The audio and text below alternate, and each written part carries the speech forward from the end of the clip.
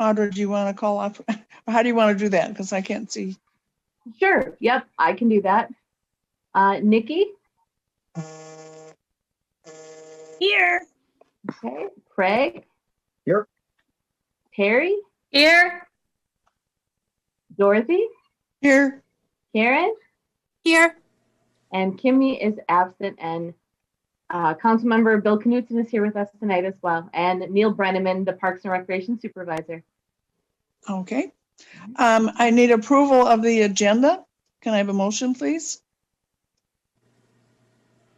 I make a motion to approve the agenda. Is there a second? I second the motion. Thank you. All in favor, say aye. Aye. Aye. Aye. Thank you. We need approval of the minutes from the last meeting. I'll move the minutes from the last meeting. Thank you. Is there a second? Second. Second? Okay. Any comments on them or corrections? If not, we'll move for approval by saying aye. Aye. Aye. Okay, got through that quick. New business. We have the Nature Center Task Force update. And Audra, are you going to do that? Is Neil going to do that? Commissioner Molstead, Neil and I both will do it. I will lead off with the Nature Center Task Force update, and then Neil's going to cover the recreation programming one, and we'll kind of go back and forth and make sure there's times for questions. And what I thought is, instead of going through everything word for word this time, because we will be doing a formal recommendation presentation to you at the January Parks meeting, we'll just kind of get you up to speed of where we are in the process and where we kind of left off with things, and let you see what the recommendations are as is. They're still just a draft for both commissions. And we are actually extending, they'll be going to City Council to present the last meeting in January, because they wanted a little more time to get the results of the citywide resident survey, to kind of get that feedback from the survey before they made final recommendations and presented it. So that's kind of where we're at. So I will lead off with, again, the Nature Center Task Force, where we're at there, and then Neil and myself and Dorothy and Bill can chime in as well too, and just update the commission on where we're at.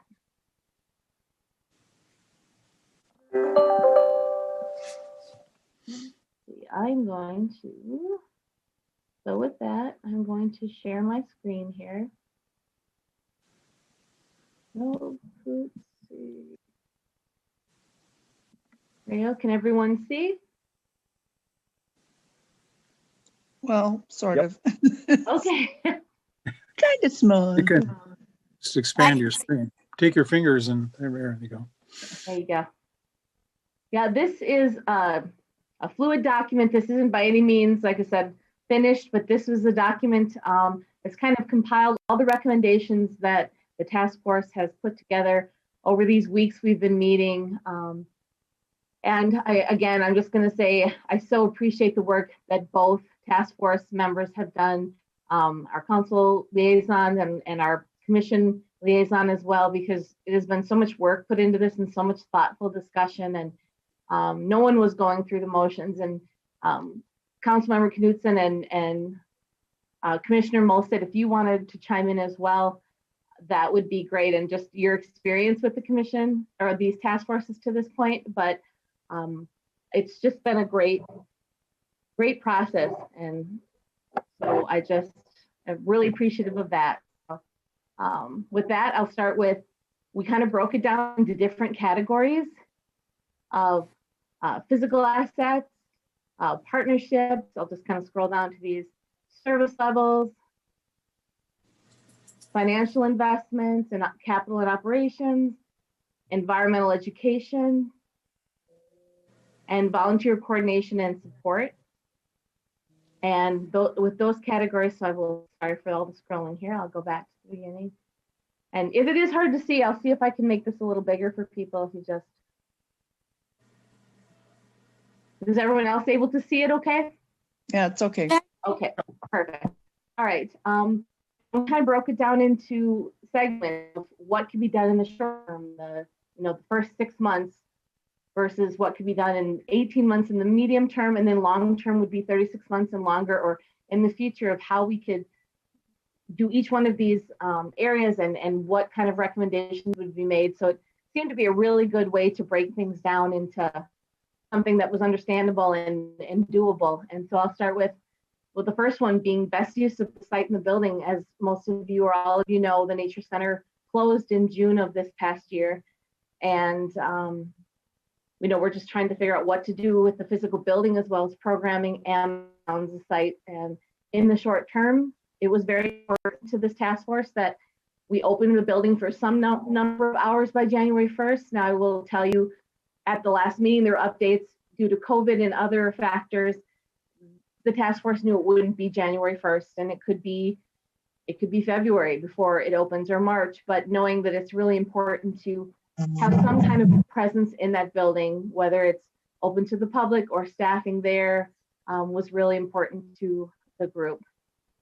And then just maintenance of the grounds, the trails, and all the amenities there was very important to the task force. They wanted to make sure it was still going to be an enjoyable resource for the residents of Maplewood in the area, even if the Nature Center itself didn't fully reopen. And then they recommended to maintain structure, support independent groups using the outdoor areas, finding ways to let other groups and facilitate their use as much as possible. And then doing smartphone technology, things like Tree Track, and the Friends of Maplewood Nature actually are already in the process of implementing a Tree Track program at our Nature Center. They had previously done something, some of them had done something like that in Oakdale. And when I know a little bit more and get an update on how it's going to work and how it'll be implemented, I'll bring that back to you probably at the January meeting as well. Give you an update on that. And as we called out in the Nature Center master plan, and this group did as well, making ADA improvements to that front door just to make sure it's accessible. That just needs to be done. And it was sidetracked a little bit with all the changes in the closing, but that is still definitely an important thing for the group. And then just looking at what requirements would be needed for different operations of the building. So I know I'm moving fast. It's just a lot of info to get through. So any questions at this point? And again, we'll come back. You'll have another chance to look at the final recommendations, but this is just kind of where it's at. And feel free to ask a question as I go.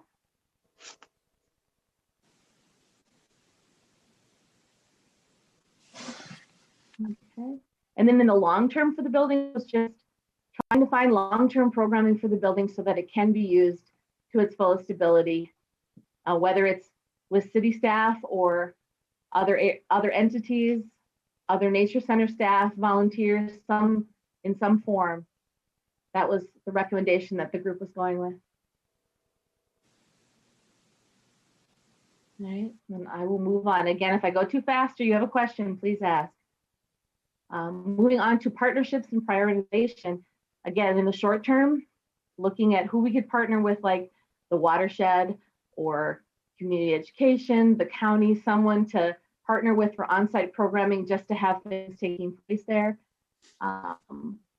Just looking to see what other nature centers are doing and seeing if they can form some kind of collaboration with them, just to talk about what we could do there. And then researching a model similar to Three Rivers Park District, maybe creating a model that would be Ramsey County, other cities in the East Metro, forming some kind of collaborative. That was an idea that was intriguing to the group and had gained some momentum just to see what we could all do together to maybe offer things to everyone, but it wouldn't just be one entity doing it.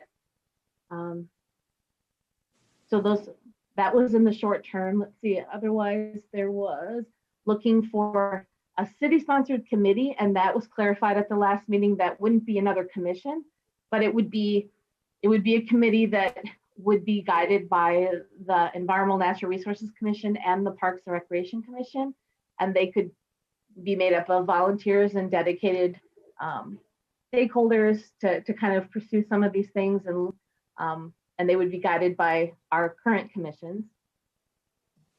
And then they wanted to have us really come up with a concrete idea of what a good partnership would be, who would be true partners for the Nature Center and what the group wanted to accomplish.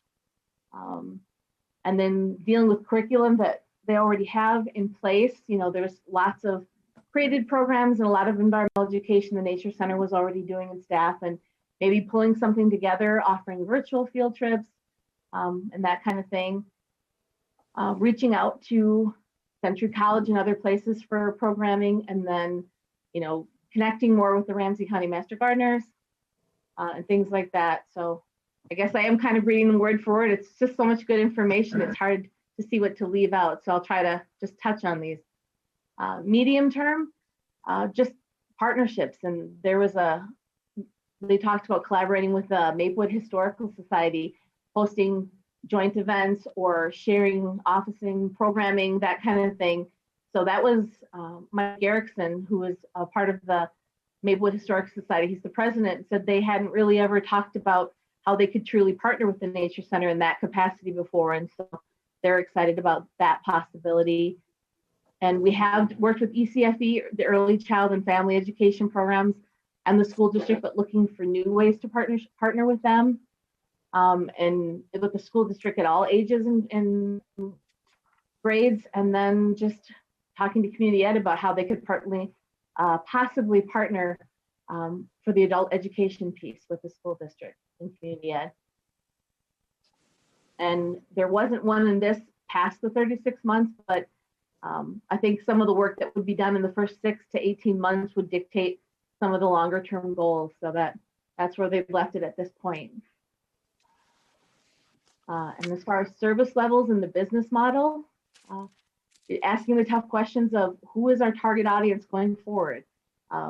Virtual program, is that the way to go, or self-guided? Just what kind of services would we be offering going forward, and what would be the best fit is kind of what we're looking at under this. And again, looking at programming with the watershed, brainstorming with community outreach partners, you know, how to do more outreach. Someone brought up the Albert Lee model with their blue zones, and how to leverage our reputation to get the whole community involved. Identifying community leaders to help with this, and considering a delivery service for the Nature Center to the schools. And I know this was called out in the Nature Center Master Plan as an avenue and a direction they were looking to go anyway. It's just bringing nature to them and what that would look like and what that would take.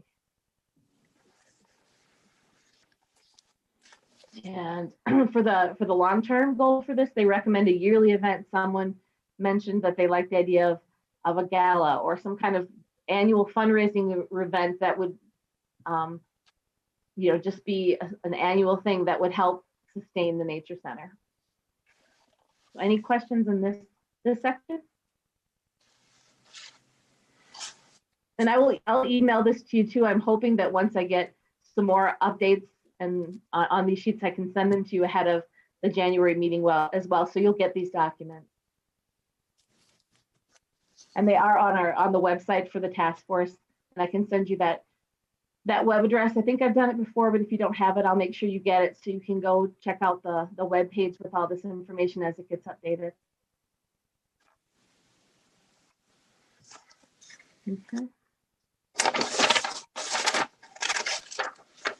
And another one in the long-term goals was developing plans for residents to do their own native plantings and rain gardens, just having maybe documents created that are just in place that people can go to the website or go get it themselves, and they can use it to educate themselves instead of maybe having Nature Center staff offering the classes or running the program. So just having them available, and just exploring how other long-term nonprofit models run their nature centers and their facilities.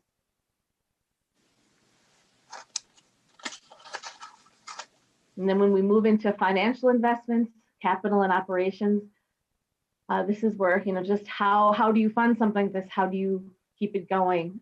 In the short term, they wanted to establish a donation fund and fundraising. The Friends group members mentioned that, you know, they're 501c3 and they do have on Give to the Max, you can give to them and double your efforts on that day. So the Friends of Maplewood Nature is the 501c3 attached to what we've done in the past. They talked about having a silent auction, explore grant opportunities, and that's one where we may not have the staff and in the past staff, nature center staff, and our natural resources coordinator explored looking for those grants, but having volunteers or people that are on the Friends of Maplewood Nature board helping us explore those grant opportunities to, try to maximize what we can do, but looking for outside help for that. And then Lions Club was mentioned as a possible great resource. Someone mentioned develop a GoFundMe page. The donation Dropbox, it was mentioned that it's inside the nature center. So coming up with something that's either maybe not outside, but when the building opens up again, having it very prominent, making it really noticeable, like a home zoo where, if you donate there, where that money would go to help with nature center programming. And then talked about creating a tiered program payment, lower cost for Maplewood residents, higher cost for non-residents, or raising fees. And then pursuing a grant was actually a consideration. Some of the positions did, like there's 1 and 2 year positions that can be funded in grant. So exploring able to do that, to have a naturalist there, because it was stressed that it would be really important to have a naturalist there to help coordinate all of these things, from volunteers, doing the online programming, to pulling curriculum together. Having a dedicated person was important to the group. And then in the medium term, in 0 to up to 18 months, it was reviewing options for establishing an endowment, deciding what is our sustainable model for fundraising. They recommended writing a grant again to fund the volunteer coordinator position. If it's not just a naturalist, it would at least be a volunteer coordinator, because trying to, as anyone who's worked with volunteers knows, they're wonderful to have, but you need a central person to organize them and make sure that they are doing what they want to do, and setting up schedules and getting them tools and all those kinds of things are important. So that's what that one is for. And then sustainable donations, again, establish ongoing donations each year, kind of like the NPR model where they do their annual fund drive to get donations. And let's see. And then another topic that was brought up was to consider a citywide referendum on funding the Nature Center, and looking into what it takes to do it, and using the community survey to inform that decision. And that's the survey I was telling you about. I didn't hear today if we've got those results compiled, but they were supposed to be in either yesterday or today. And then taking those and seeing what the community's response was is important to the group. And they recommended opening the center for snowshoe rentals or retail options or something to get additional revenue, or again, partnering with the Historical Society and doing shared events and activities. And in the long term, I'll recommend developing legacy gifts so that people can put in their wills if they want to donate to sustaining the Nature Center, just looking for different ways to program and marketing, and then possibly getting an LCCMR grant that could help fund coordination and partnerships. So grants it's really heavily, hopefully relying on grants, but it takes time and effort and ability to apply for those grants, and then not only apply for them, but maintain them and keep them up to date and satisfy all their requirements. So that was a big part of our discussion. Any questions there? Okay. Under environmental education, in the short term, they recommended, someone mentioned, is this more of an overlap with partnership? Make sure it's tied together with partners. That was a comment that was made. And trying to connect more with community education, exposure, attention, connecting to understand maybe programs that they don't offer that we could, and vice versa, working together, and then possibly even shared offerings or doing a joint brochure together, just really exploring that option.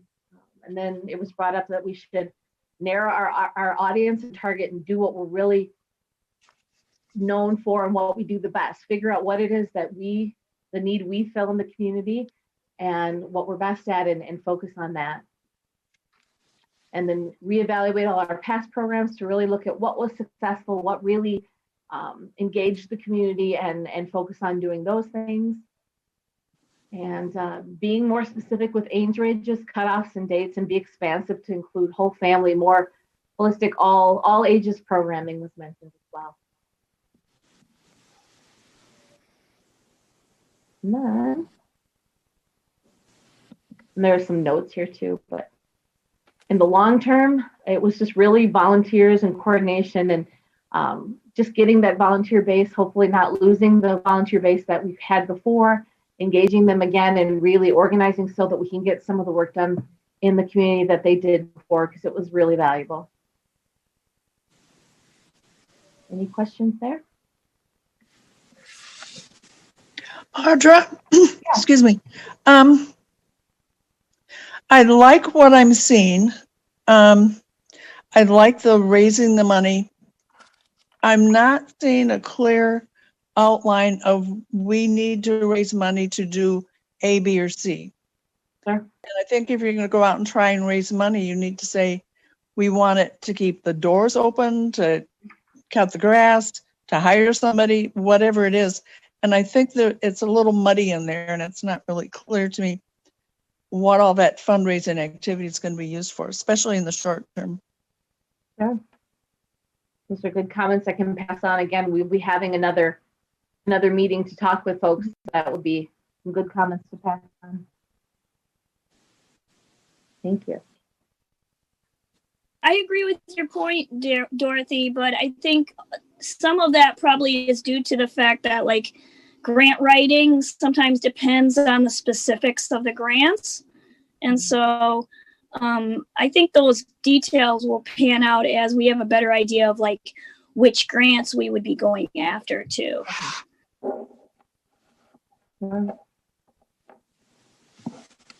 Very good point. Sometimes, if you're looking for volunteers for, especially for this position of volunteer coordinator, I don't know how comfortable you would be reaching out to college students to perhaps do a job like that, but somebody at that level might be interested. And so I would encourage definitely checking out local colleges to see what they might recommend in terms of students at that level helping. Sure. Yeah, it could be part of an internship program for them. But Sure. then you have to have somebody supervising it, so. Yeah. Well, yeah, that's what I had a question about for a naturalist. Now that would be a paid position, is that correct? The task force was looking to hopefully get look for grants that could possibly fund a naturalist position. I mean, again, it's just a recommendation of, and some people felt very strongly that to have an actual naturalist / volunteer coordinator that would be kind of the staff to head everything would be ideal, but they know that funding is not there for that. So it's looking at how could we accomplish that? And so they were looking at some of those grant programs. I know, like even with natural resources coordinators or jobs similar to that, a lot of times those positions are funded through grants. You do have to reapply. So there's not that stability, but some of them can be for up to 2 years. So they were just thinking of looking at something like that and pursuing that. Also, what other nature centers have you reached out to other nature centers to see what they are doing at this time? Yeah, Chair, members of the commission, we actually have as part of this, and also we have several members of the task force that do work at different nature centers. So we wanted that broad collaboration of different members of the task force. So we've got some really valuable input from them. Good. Okay. Any more for this section? Otherwise, I can move on a little bit more to the volunteer coordination and support. In the short term, they're recommending finding a central person, point of contact, to make it run very well. Coordinators make or break the success of events and programs.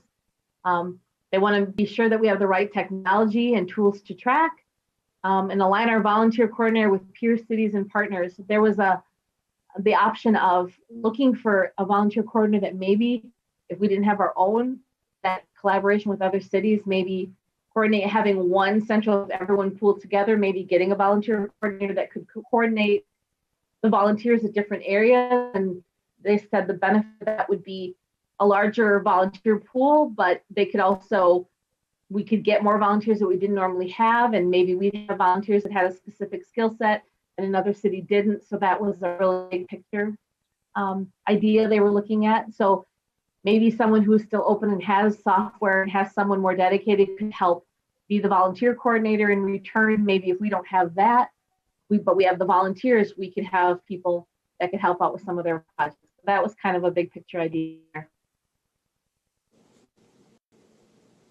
And then for the medium term, they recommend coordinators work on site to access materials and can be on hand running volunteers, train and nurture the volunteers. So again, it's that hope of having someone that could maybe help out with that, an actual person to do, was a recommendation. And they didn't have anything past that because again, so many unknowns in that first, to see if they could get some of those other ideas up and running, and then it would kind of determine the long term. So that's where we left it.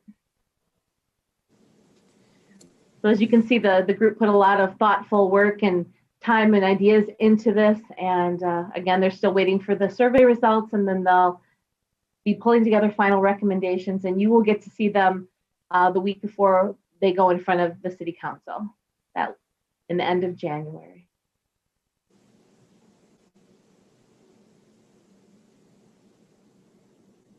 So any other questions on this? I just wanted to make sure I gave you an update. So are you asking for a recommendation on this at all, Audra? No, not tonight. Just wanted to give you an update and let you know what the committee's been, or the task force has been hard at work on, and just to get some thoughts. And I've written your comments down, and we'll make sure to pass those on to the group. Thank you. Thanks, Audra. Sure. And then I am going to, let's see.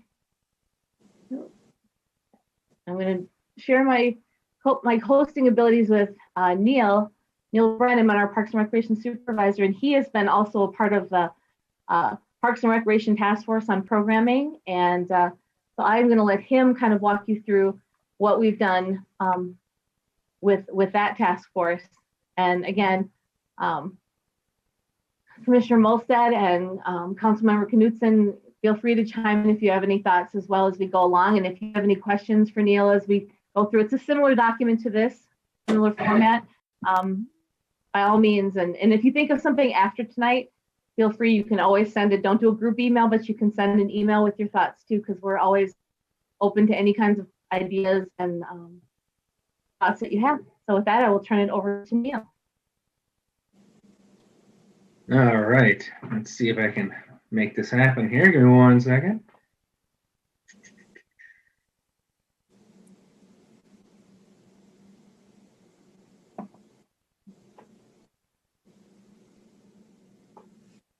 All right, can we see the document? Got it. Yeah, I can see that. Perfect. So the format and the categories are very similar to the ones that Audra went through with the Nature Center task force. So we'll kind of run through the same, I'll kind of go through the same thing. Ours are the rec task force is a little bit different, and some of the categories kind of have an overarching theme to them. So I kind of went through and highlighted some of the kind of theme ones for each category, or some of them, maybe more of the emphasize them a little bit on here as we kind of go through. So the first category that we'll talk about is the physical assets again. The first short term, the kind of main theme here is kind of an assets inventory and compilation list, going through the existing properties and assets, and one, making sure we can take care of them, and two, that we're keeping them existing infrastructure, keeping it up at a high level. And And then also recommend physically inspecting the assets on an ongoing basis, daily, weekly, monthly, to preserve the asset. Pretty much what we're doing already with the staff we have, the parks maintenance staff and ourselves. And then there's a couple other ones on there. Another one was developing an inventory map of existing parks and amenities. We have some documents like that currently, but looking at doing a more kind of joining them all together in some fashion to make it easier to share all that information. In the medium term, looking at recommend using the master plan information to guide the decision making on the usage of facilities, and also understanding the demographics. Pickleball being an example, looking at the current facilities that the city has, and going along with the master plan with replacement and updates at specific parks, looking at again, to continue to use the master plan as a guide, but then also being aware of any changing tides in the industry or in the demand of the public in Maplewood. And in the long term would be recommend identifying groups who are looking for space and providing access to their needs. One of the comments was Wakefield being an example is how to create new opportunities for rental at Wakefield, whether that's in the building or using the open space, kind of making it a destination place and kind of exploring what that could be or how we could make that maybe park a destination place for a certain activity of some sort, but kind of just looking into that. And then overall in general, just kind of looking if there's any groups in the Twin Cities area, metro area, that are specifically in need of space, and if it's something that we don't have currently, or if we have a space that could be adjusted or changed to meet the needs of that group, looking at that and seeing if we can't pull some more groups in, and maybe kind of outside the box, outside of the normal baseball, soccer kind of groups. And then the next category is partnership and prioritization. And for the short term, kind of the main theme of this one is really evaluating and kind of communicating with surrounding communities or groups, and really looking at who would be a good partner based on their values and our values, kind of combining the two, and then also looking at where we could, in programming wise, or being able to provide activities and programs to the community, which, if there's multiple groups in different age categories that would work best, really evaluating how we can deliver programs to the residents still. One of the main ones is evaluating a YMCA partnership, sitting down directly with leadership and having a conversation with them as far as sports and activities go. As you can see, there's a list on there: reviewing existing operating or joint powers agreement with athletic associations, looking at standard templates, increasing or meeting with them and kind of seeing if both sides of that partnership or agreement are still being met, and how we can expand those, expand the usage and kind of agreements with other associations if need be, based on what happens kind of in the recommendations and the structure and stuff in the next category. And then also evaluating what we can offer and what we want to gain from a partner. Like I kind of mentioned before, is establishing criteria internally on what we would look for, what we'd want from in a partner, and whether that's from associations, from other entities, YMCA, or other groups, whether it's community ed or other private organizations, things like that. But kind of developing a partnership kind of checklist and values. A couple more were invite existing partners and interview the associations for their needs going forward to make sure that if there's things that we are not offering or won't be offering in the near term or long term, that the Maplewood residents don't get left out, and that may mean, again, having conversations with current and or local surrounding associations and groups to see if there's additional needs on their end, whether it's fields or I mean, really anything, just kind of touching base with them and making sure again that the residents of Maplewood have an outlet. Then the use of community surveys to identify new opportunities and needs with residents. Audra had mentioned, they kind of just chatted or discussed the survey, and that's something that also this group wanted to have the results for, to kind of form some additional recommendations or tweak some current recommendations based on the feedback from the survey, and also kind of get hopefully to gather a little bit more of a pulse on the community on what they're looking for, and be able to pull some of the information on parks usage and program usage, and be able to kind of weave that in with some of the recommendations, make sure that we're on the right track with those. And Neil, if I can jump in here. Yep. They wanted to wait for the residential survey that covers all areas of the city, and get the parks and recreation feedback, but they also are interested in us doing more surveys of our own. So we would be, if this ends up being a for sure recommendation, we would look at working with our communications department to send out a survey to the residents for exactly what Neil said going forward.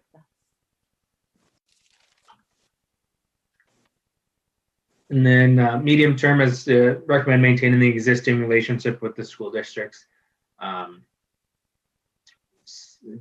Pretty status quo there, but making sure that we're still working with them. And as you can see in the next one, you'll see there may be discussions or recommendation to look at increasing them, or have discussions with them with regards to that. And then some of the long term is identify the next big need so we can be ahead of the curve, and kind of ties into the Wakefield's aspect. There was a comment kind of related to the Blaine National Sports Center, how they kind of jumped on the soccer right away, and how that's become a destination, not only just in the state, but not even Midwest, but nationally for soccer and tournaments and hosting and everything. So, and looking at if there's, a opportunity in Maplewood to do something similar for something else. So again, utilizing the assets we have, and maybe looking at tailoring something to kind of be a draw in that way. Number 3, the third one, is the service levels and business model. So we kind of broke down, and we kind of talked about it at the last one, at our last meeting, when I kind of showed the Excel sheet where when we communicated with other cities and kind of what they offered, and the different categories of youth programs, youth sports, adult programs, and adult sports, and then virtual was kind of added in there as well.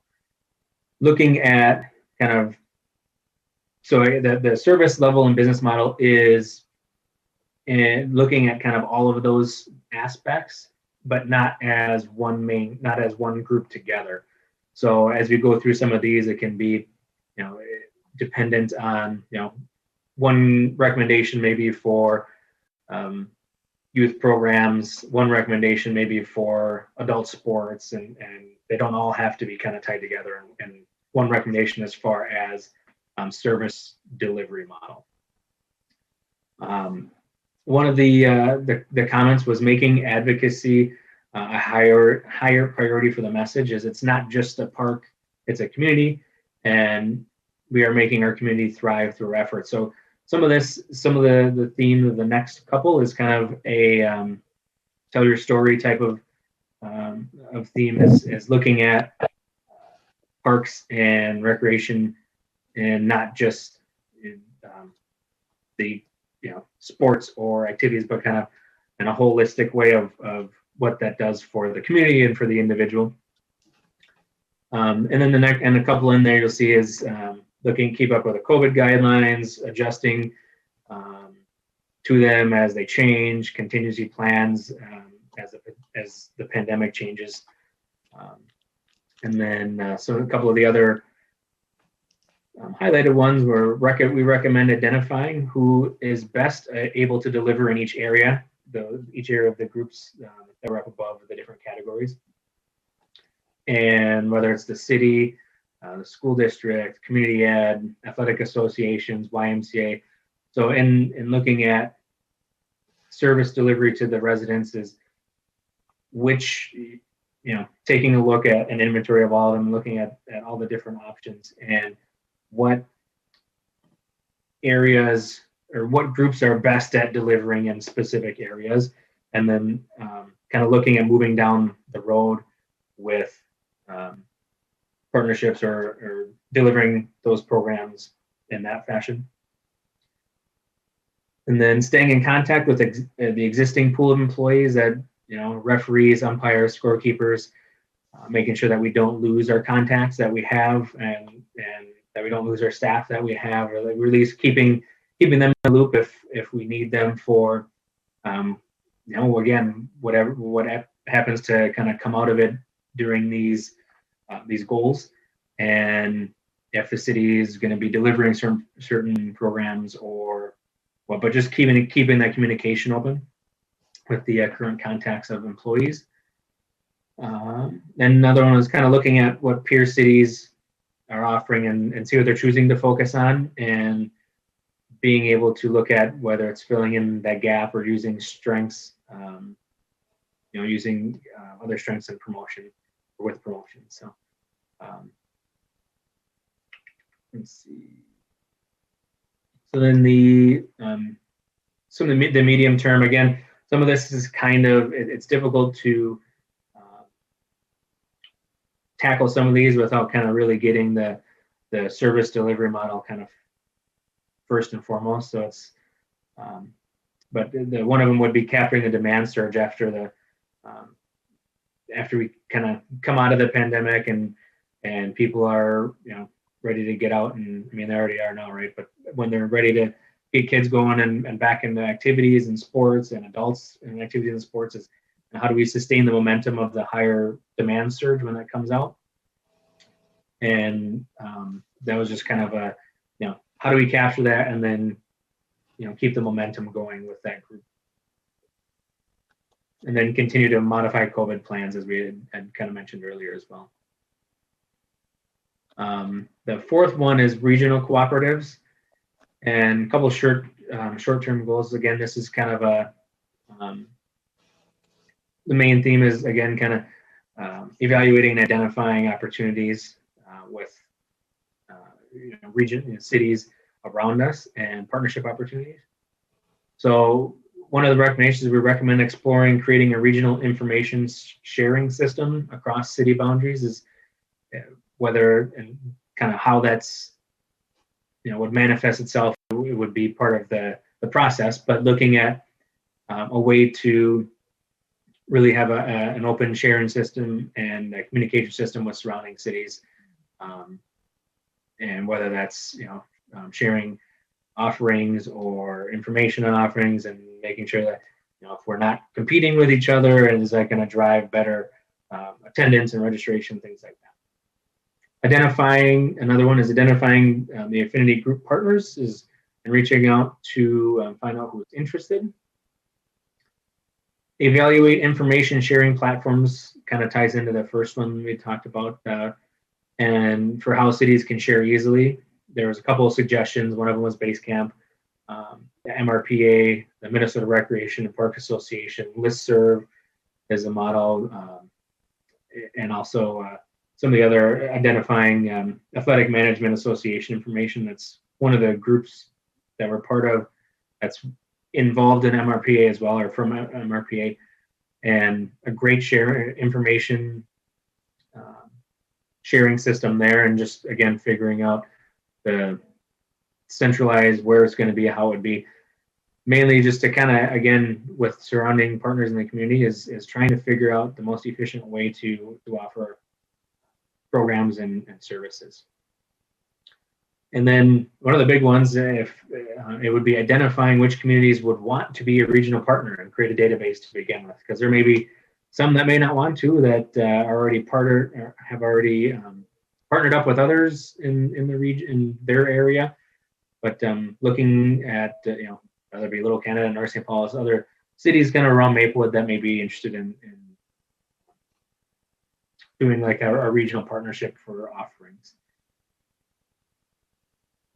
And there's some of the medium-term ones there too. Is recommend more joint publications, similar to what Audrey had mentioned earlier as well, with peer cities. And another one is create recommendations aligned with our service and business model. Again, kind of tying back to finding the partners and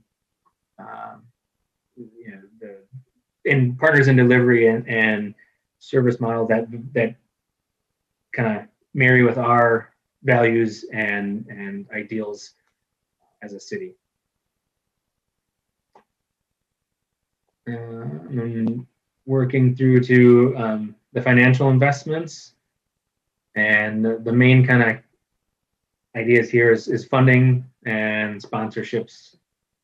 And a couple of the short-term goals is communicate the changes of the Parks and Rec budget to the community and how to get back to pre-COVID levels, and kind of relaying the important service that it does play.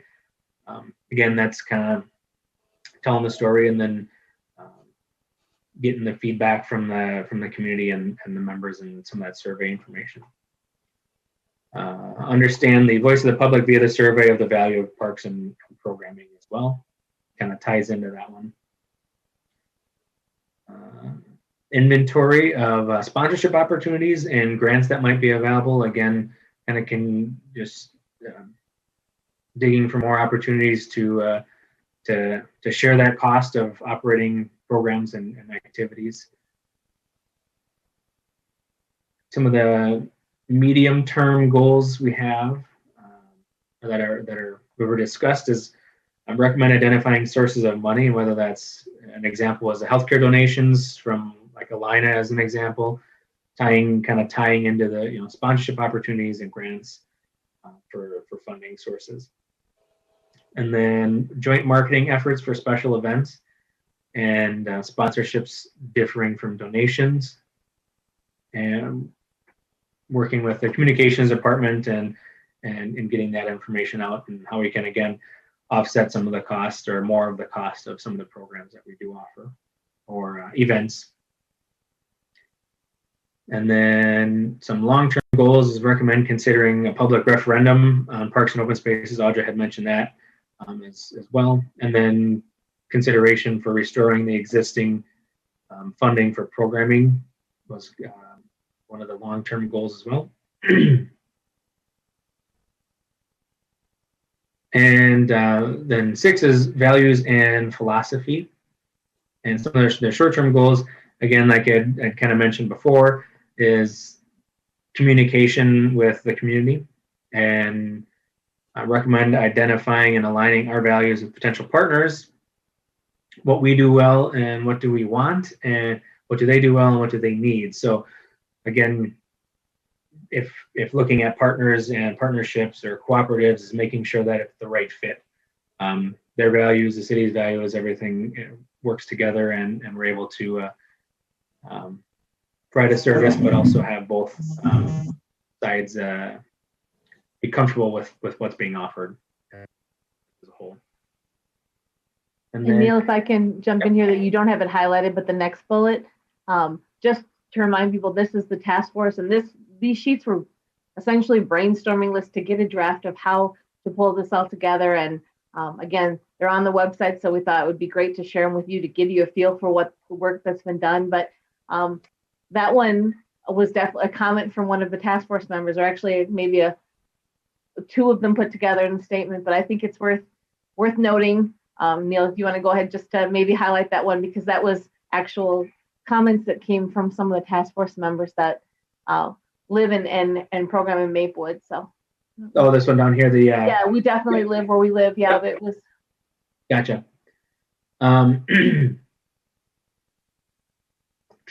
So these two kind of this one and then the one that Audra was talking about kind of tie into each other a little bit is the last one I have highlighted on that page above is understanding more about the public sees as the value of parks and recreation services, again, via the survey is kind of getting the feedback from the community.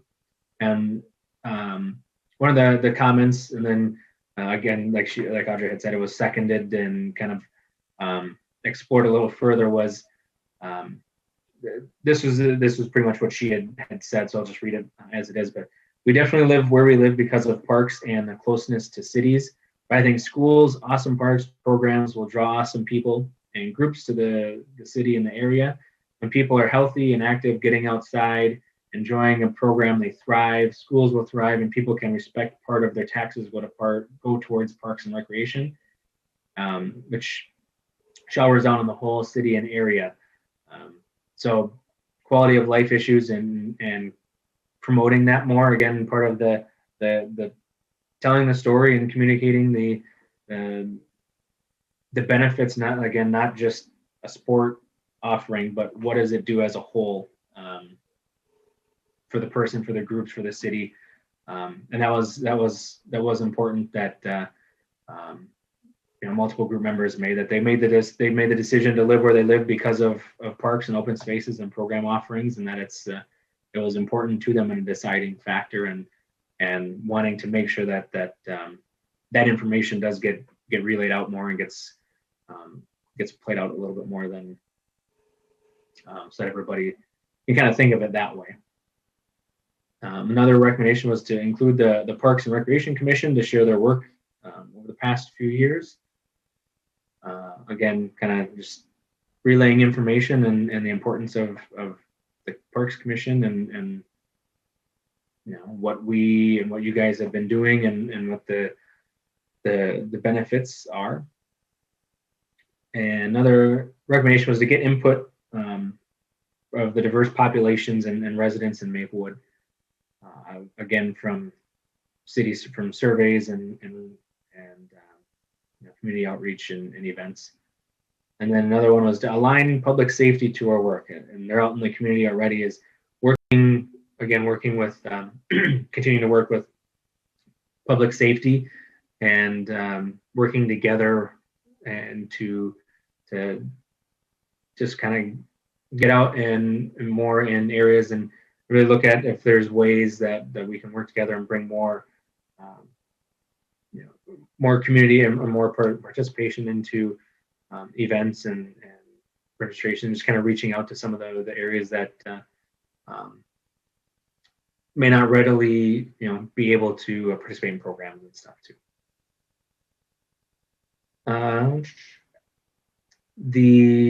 So medium-term goal was recommend the need to be flexible if perceptions and attitudes change. And long-term goal is recommend using the master plan values as a guide. Again, that's kind of a theme here too, but the master plan is a great document. It's a great guiding principle already, and just making sure that we continue to use that moving forward. And that's it for that one. so again, thank you, Neil. A lot of information that we put out there. If anyone wants us to go back to something, or you have a question on anything, feel free. And again, I'll remind you, you'll have another chance at this, but this was just to give you an idea of where the group is at and working on things. So it's our long-term plan is to go with the master plan. Are we kind of staying away from all that right now with COVID and everything, putting stuff on hold? I think with that section, I think it was, the master plan will be our guiding document overall and going forward, but what was the section again? Sorry, it was under the financial investments. Yeah, just this last section here. Is it our philosophies and goals? Is that what's the financial values and philosophy? Yes, and just saying that our values and philosophies going forward with decisions we make and the partners that we align with. I think that was put in there as a long-term goal, just saying that we'll use the master plan as the guiding document for that, because we already have a strong vision and mission statement for the Parks and Recreation Department, and that encapsulates the Nature Center as well. And we've got major guiding principles that were identified, and that was just such a big undertaking. It was a 2-year project. It was so involved with community outreach and the task forces there and all the groups that it's just a really, we want to make these decisions going forward. And the group decided looking to the master plan as they make those decisions is what they thought was important. So that's why it's reflected in this section. And I will say, it was Dorothy, I believe, if you wanted to even speak to it, the recommendation was made to even lead going forward when we do present this, to have that section, the values and philosophy section, be first. So I don't know, Dorothy, if you want to speak to that a little bit. Yeah, I think this report going to the city council, ultimate goal is to get something moving, get something done.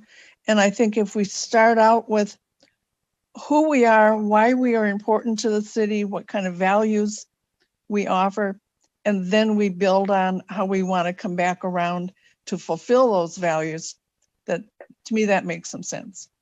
And we've got a wonderful mission statement and everything. I think we don't want that to get lost in all of this nickel and diming COVID stuff.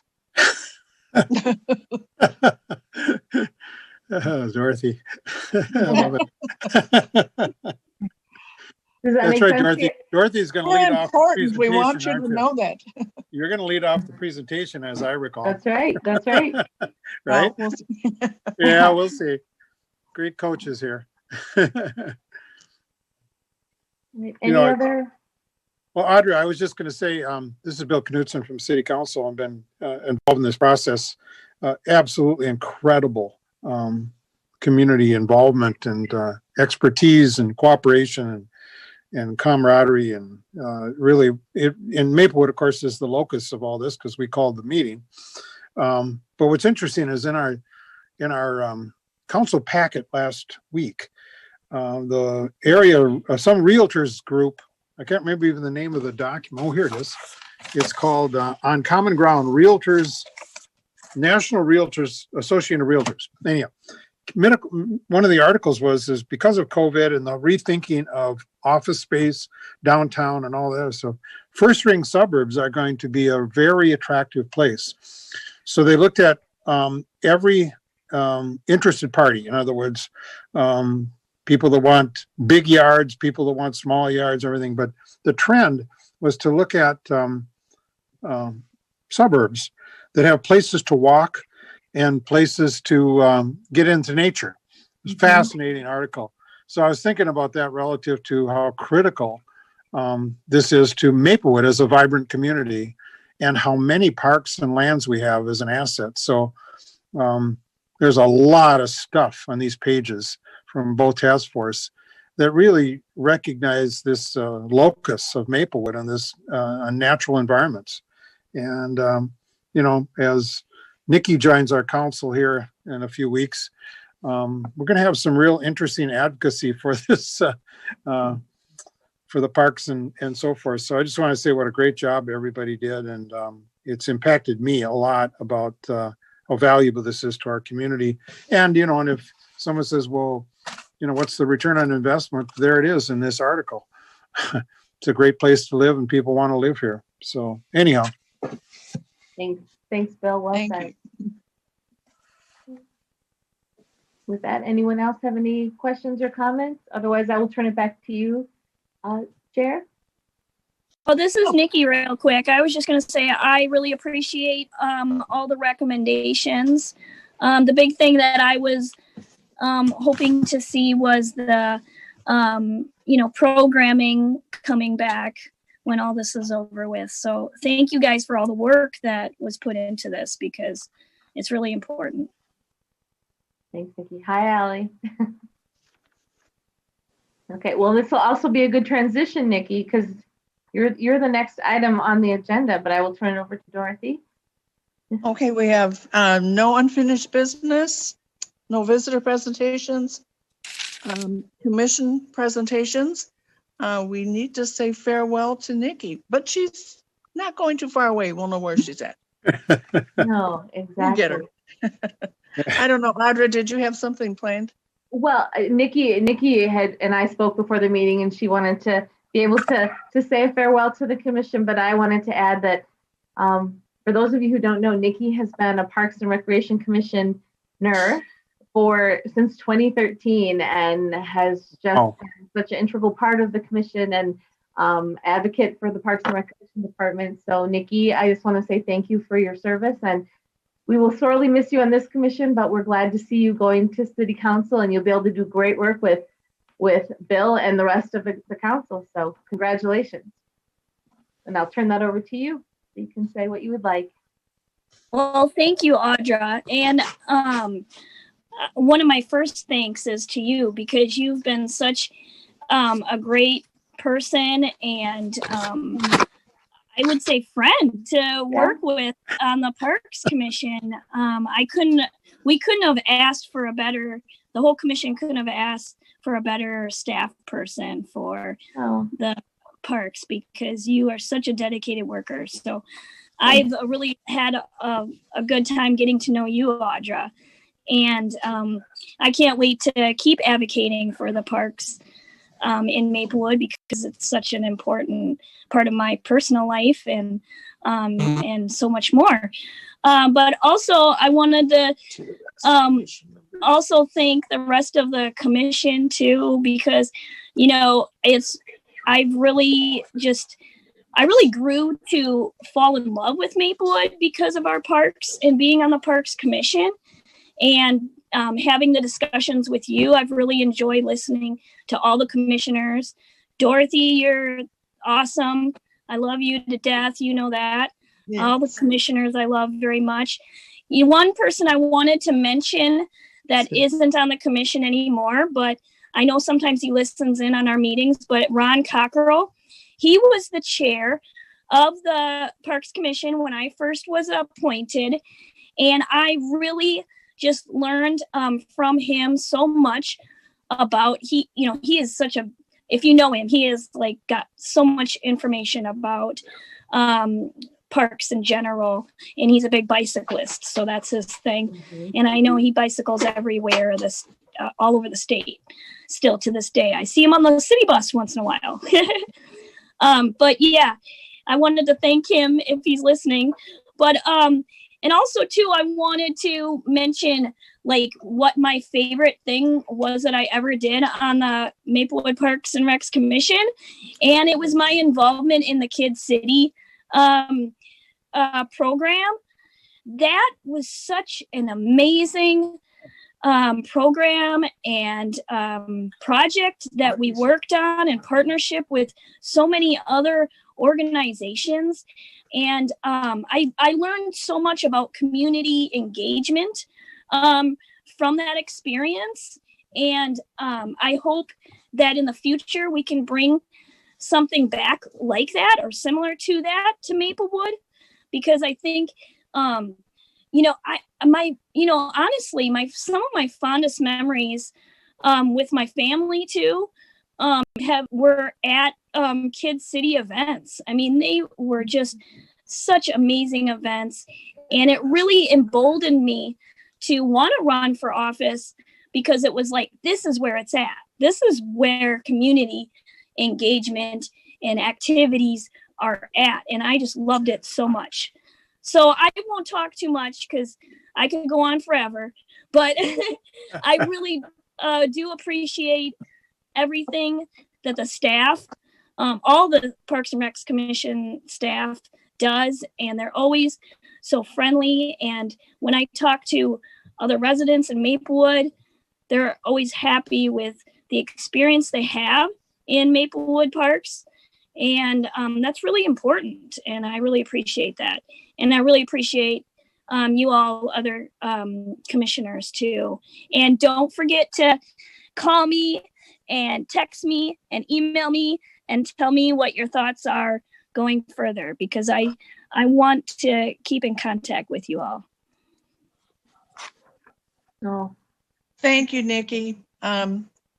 And we'll look forward to seeing your star continue to shine when you join the city council. Thanks. Here, here. Okay, staff reports. It looks like Audra has a whole list of things. I do.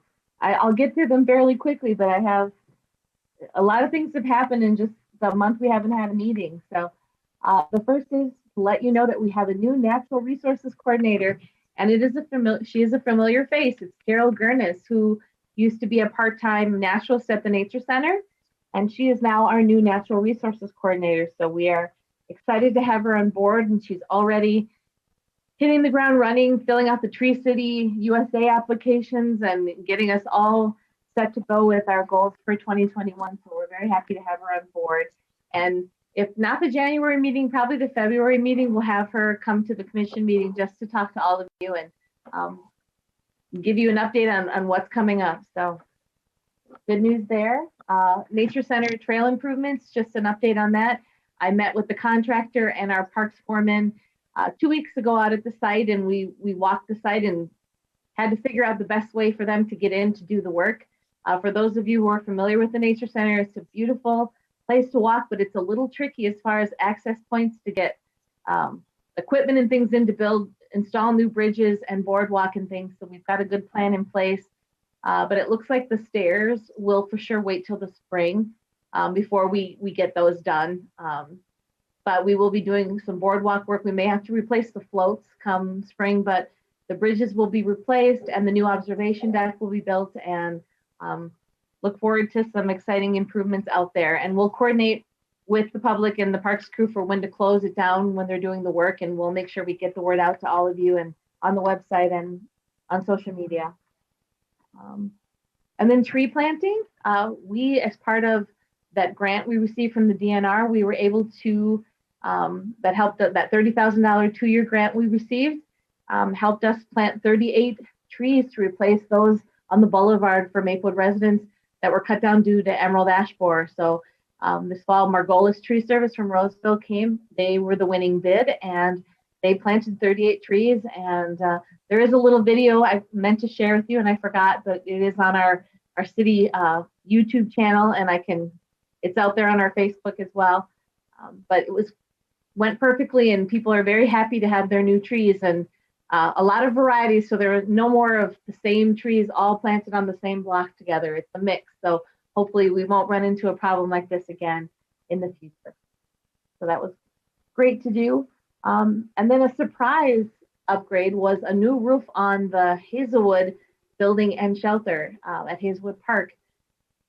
As Craig and some of you know, that building is very old and it's been hanging in there, and we've kind of put off improvements at that park because we were waiting to do the master plan for it, and then we swapped master plan years with harvest, and long story short, the building just wasn't going to wait for us. So to keep the building safe through the winter, protect the equipment in there, we decided to re-roof the building and the shelter, and Burwald Roofing gave us a great bid to do that. They did the work in a couple of days, so we have bought some life for that building at Hazelwood. Any questions? Okay, I know I'm going fast. And then warming houses, I'm going to turn it over to Neil in a second, but I wanted to let you know with the rinks that we are out flooding. The crew is doing their best to have good ice. What we can, it's going to warm up, of course, this weekend and get in our way, but we're determined, and they've been doing some night flooding, and they're going to be coming in earlier than their normal shift, some 4:30 starts, just to get the ice going, because they're really determined more than this year than ever to have some good ice out there, because it's one of the safer activities people can do during COVID. So we're working hard to get the ice ready to go. And then as far as the warming houses, we've been watching it very carefully with the, our COVID plans and just what's safe, what's not. And we just had an update today again from the governor, but I'm going to turn it over to Neil to let you know where we're at with our plans. So Neil, if you want to take it. Sounds good. Thanks. Commission members and Chair, we are looking at, unfortunately, warming house closure until right now, January 10th, with the last executive order that came out today. Just went through reading it this afternoon and kind of highlighted some things from there. We're we're ready to go whenever we get the green light. We got staff, got a tentative schedule squared away for everybody. Getting the supplies for when we do open for safe opening and a staff plan and everything ready to go, and staff training. So once we do get the green light to do it, we will. We do have our plan B now is going to be going into effect. Would be we'll be having some staff rotate through, one staff per night, kind of go through, turn the lights on, check out all the rinks, make sure there's no damage, no issues, take patron counts for ice usage, and then circle back through all the warming houses at the end of the night to turn the lights off, pull the nets off, again do a check on the ice and everything. And we'll be adding additional seating outside the rinks area, and we'll be pushing out some information from our communications team, just some prepare for the community members, kind of prepare for the new the non-warming house skating rinks and some of the other just kind of safe skating rink usage information. So once they're ready to go, we'll be out. Staff will be out, turn the lights on, turn it off, so they'll still have lights at all the other rinks. We just unfortunately won't be able to open the warming houses quite yet. So hopefully in January then. And the only thing I'll add to that is we did extend our satellite restroom contracts, and we added some. So everywhere there was a warming house there, it's not perfect. And, in December, January, it's not ideal, but there will be accessible satellites by all of the rinks that we've got the ice. So you'll be able to skate. You just can't go in the building and warm up for now, but as soon as we can open them, we will. Thanks, Neil. And the last item is just kind of a fun little share. Just some of the good things that are happening during this crazy COVID year. Just wanted to end on a positive note. And every year, the Public Safety Department, police and mostly, and then fire as well, have a giving tree, and they have ornaments with names they work with the school district, and they reach out to find families in need, and they put ornaments on the tree usually, and people can come pick them off the tree at City Hall and choose a family. Well, this year it was a little different. So they did it all by through social media and posting, and Marie in the police department took calls, and if you wanted to sponsor a family for a gift, you could call and get yours assigned to you. And this year they included seniors as well that may not have family that and a way to share in the holiday cheer. And they had a total of 97 seniors and kids that they were able to fill the need. It was the public and then city staff and others that took those ornaments. So 97 people are going to be able to get, there was items of clothing and then either a hobby or a toy. And now we're in the process of getting them all wrapped. So some people from the MORE team and others in the city are volunteering to wrap all these gifts and donating paper. And our green team coordinator sent out an email saying, recycle your gift wrap and things you have at home. If you have extra, bring it to City Hall or to the police and fire department. So we're getting those all wrapped up, and we will be delivering them next week. So really, really fun. And it shows that even in a pandemic, you can continue doing things like that to serve the public. So warmed my heart, so I wanted to share it with you. Thank you, Audra. That's a nice way to end our meeting. Happy holidays to everyone. Anybody else have any comments before we adjourn? I just want to say thank you to everyone for your patience, your flexibility this year. It's been a year like no other, and I wish you all safe, happy, peaceful holidays. Thanks. You as well. Have a motion to adjourn? Oh, I'm sorry. Move to adjourn and you. And your puppy is so cute, Craig. You want to see my kitty? Sure. I don't know if the rest of you saw, Craig has a brand new puppy too. So. Oh, He's sleeping. He's sleeping now. Yeah, so this is your cat again. Thank you, everyone. Thank you. Thank Thank you. you. Bye. Happy holidays. Happy holidays. Good luck, Nikki. Holidays. Bye, Craig. Thank you. Bye, Terry. Bye. Good luck. Thanks, Nikki. bye-bye, Nikki. Thanks.